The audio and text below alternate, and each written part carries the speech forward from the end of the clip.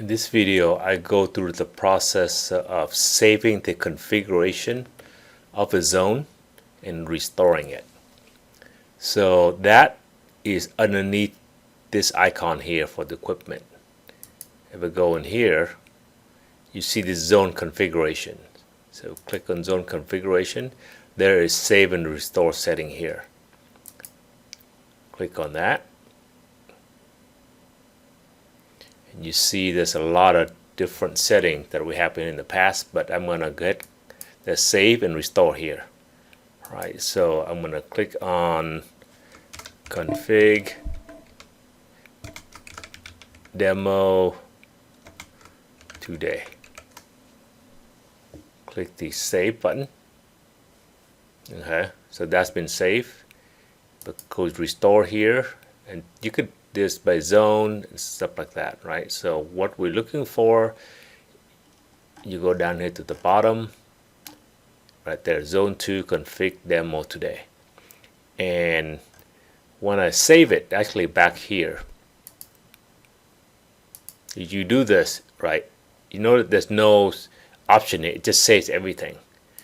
But you go down here, when you restore it, you click this, you can restore the whole thing, check them all, or you can just restore, let's say I just want to restore the set point. Okay, let's do that. You do all part. You can download, you can compare and copy and stuff like that. But let's just, for now, I'm just going to restore it. But before I do, let's test it out. I'm going to go to zone 2. I'm going to go fan. I don't know. Let's go 1, 2, like that. Turn them all on. Okay. Obviously, this is not what we want.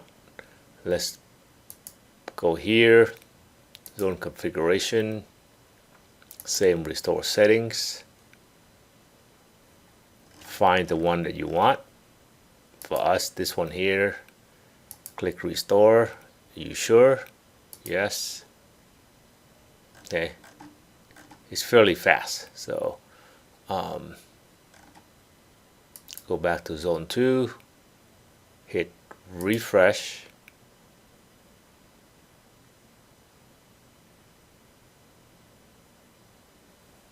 Okay, you see the name came back. You might click on that. Things came back. Okay. That's how you do save and restore on the Pro Control system through the cloud. Should note that there is another way to do a save and restore, which is you do that at the hardware with a USB stick. Right? So you can do both.